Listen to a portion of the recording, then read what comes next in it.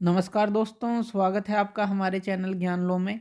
आज हम बात करेंगे कि जब हम एक ऑब्जेक्ट को प्लेस करते हैं between pole and focus, concave mirror के लिए बात करेंगे।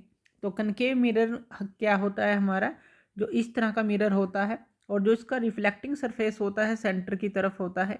तो ये क्या हो गया हमारा रिफ्लेक्टिंग सरफेस, और ये किस तरफ है, सेंटर की तरफ है।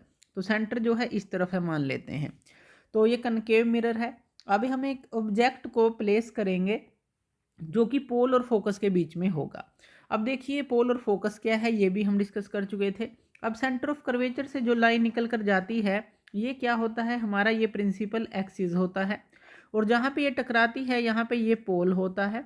और फोकस कहाँ पे होता है, जब एक पैरेलल रे आए और जो इसे टकरा कर फोकस से जाए। यानी कि पहले तो आप एक ऑब्जेक्ट मान लीजिए, अब ये पोल है यहाँ पे और ये जो है यहाँ पे मान लीजिए कि ये आप मान लेते हैं कि ये फोकस है कोई, तो एफ इसको मान लेते हैं।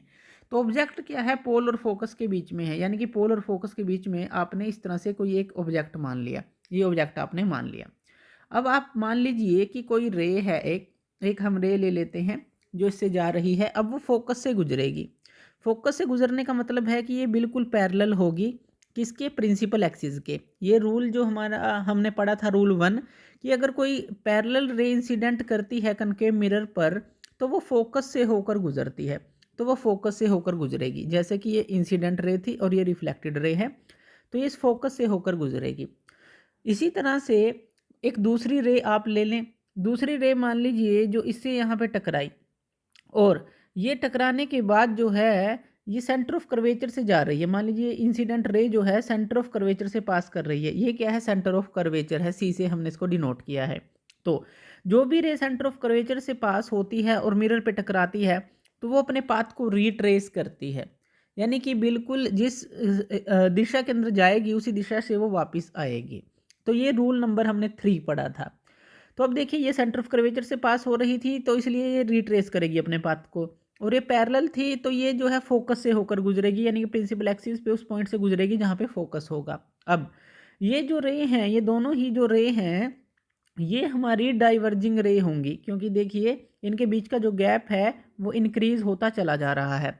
अब इन डाइवर्जिंग रे को अगर आप पीछे की तरफ बढ़ाते हैं, पीछे की तरफ आपको बढ़ाना पड़ेगा तो आपको एक पॉइंट मिलेगा।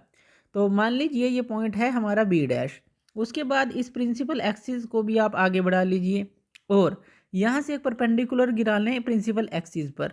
तो ये हमारा हो जाएगा ए डैश बी डैश, जो कि हमारी होगी इमेज।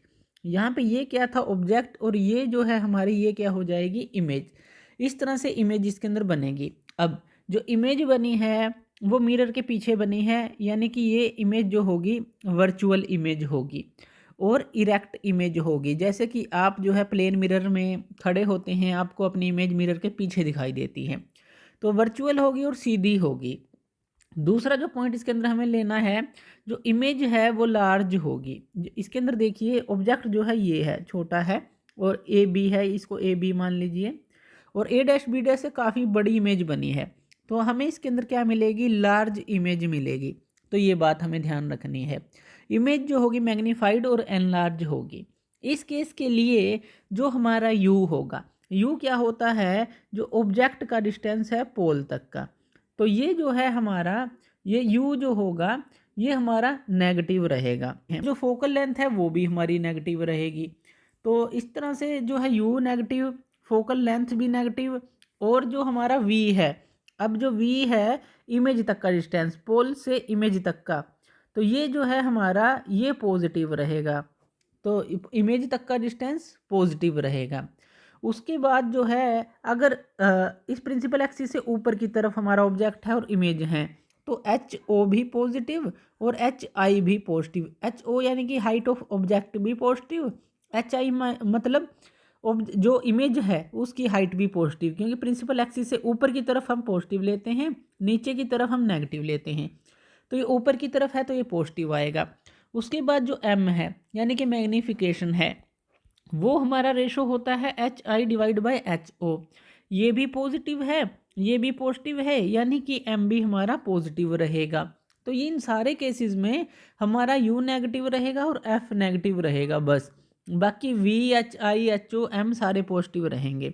तो ये आप समझ गए होंगे कि अगर आप ऑब्जेक्ट को प्लेस करते हैं पोल और फोकस के बीच में, ये पोल है, ये फोकस है, तो जो यहाँ पे ये हम दो रे लेते हैं, एक बिल्कुल पैरेलल जो कि फोकस से जाएगी, और अगर हम सेंटर ऑफ कर्वेचर से इंसिडेंट रे लेते हैं तो अपना पाथ को रिट्रेस करेगी और इन्वर्टेड इमेज हमें मिलेगी। तो ये था object is placed between the pole and focus. तो थैंक यू वीडियो देखने के लिए, और इसी तरह की वीडियोज़ के लिए आप हमारे चैनल ज्ञान लो पे हमें सब्सक्राइब कर सकते हैं। धन्यवाद।